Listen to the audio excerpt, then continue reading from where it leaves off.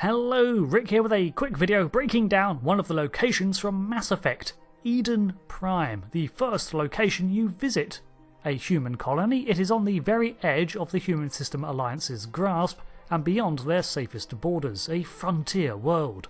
Humans have been expanding and colonising worlds since the discovery of the Charon mass relay that took them out of the Sol system in 2149. To give you an idea of how rapid human progress has been in Mass Effect, well, they settled Eden Prime only 3 years later, which means that the local fauna of Eden Prime was encountered before the Turians were, so there is probably a story out there of a human trying to shake hands with a gas bag. The road from Earth to Eden Prime takes travellers through the Arcturus station and then on into the Utopia system within the Exodus cluster. Utopia has 5 planets in system and each is named after an idyllic local drawn from human culture. Despite this, only one of those planets is actually habitable for human life, Eden Prime. Its biome is one of vast grasslands, oceans, intermittent trees and swamp. The other planets are Arcadia, which is a massive terrestrial world with 5G, gravity not wireless, and way too hot for human habitation. Nirvana has automated deuterium collection bases on its frozen surface, but all workers abandoned the place before 2160. Xanadu is also uninhabitable due to its methane and argon atmosphere. Zion is a gas giant with over 112 moons, so no settling there. Maybe a moon or two though. So, in 2152, Eden Prime was set up for colonisation as one of humanity's most far-flung outposts. Imagine that for a second, stepping outside your house, walking to the edge of the first colony on this planet, and looking out to the horizon, knowing for a fact that if you walk, you are never going to encounter another settlement unless you walk all the way around the world back to your own. It was this lure of the unexplored, untamed territory that drew many to this planet, and it had no issue flourishing. By 2183 there were 3.7 million people living on it, and colonisation continued for the next 3 years until it reached 4.2 million before the Reaper invasion. Its environment was remarkably similar to Earth, hence the naming conventions relating to the Promised Lands and so forth. It was slightly larger than Earth, with a radius of 7,026 kilometres, which gave it a higher gravity of 1.04 g. Its year and day length were also longer, having a 64-hour day and an orbit of 2.5 Earth years.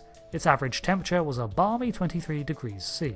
I guess with a 64-hour day there must have been a siesta-style midday nap time. In order to prevent the similar destruction that Earth has endured at the hands of humans over its lifetime, Eden Prime was developed from day one to have sustainable development that did not impact the environment. This is probably why most of the structures on Eden Prime are tall towers and elevated railways that minimise the ground space taken up. Additionally, these towering structures are more easily accessible for ships. All this lent itself to the notion that humanity could not only operate as part of an interstellar community, but prosper among the stars. Aside from the towering forms intermittently perched across the horizon, many of the structures set up across its surface that we see in-game are the temporary installations made from fabricated materials. This is because the scientific buildings were brought to the location of an unearthed Prothean ruin where the beacon was stored. Later in 2186 we visit another of these sites when an entire Prothean bunker is unearthed. In-game, there is a bit of confusion as to its location it seems, because it is referred to be near the Terminus systems, a wilder, more council-opposed collection of systems, and therefore humanity settling a colony out that far was seen as reckless. The Turians don't found colonies on the borders of the Terminus systems, Ambassador. Humanity was well aware of the risks when you went into the Traverse. Several factors stand in defence of this, however. Firstly, it was established in 2150, 7 years before humans were even aware of other cultures among the stars, so it was hardly reckless, maybe ignorant at the worst. Secondly, it's nowhere near the Terminus, unless there is some mass relay run that makes it close in a sort of direct route kind of way. The Geth attack on Eden Prime was a severe blow to its development, with an attempt by Saren to raise as much of the surrounding colony as possible to mask his involvement and gain access to the beacon. The first areas of Eden Prime to be rebuilt were the agricultural and farmland areas, which proceeded swiftly. It is a tragedy then that by the time of the Reaper invasion, it had practically recovered its status as the crown jewel of human colonies, before being attacked all over again. How it progresses is open to future stories, but with the fact it bounced back from several world-changing events, hopefully it will continue to thrive.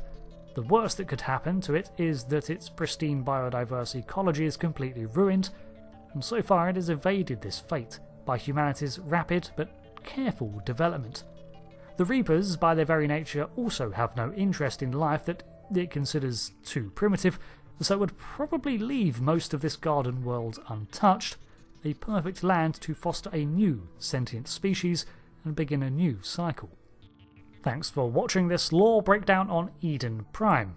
I've been Rick, and I'll see you later. Goodbye.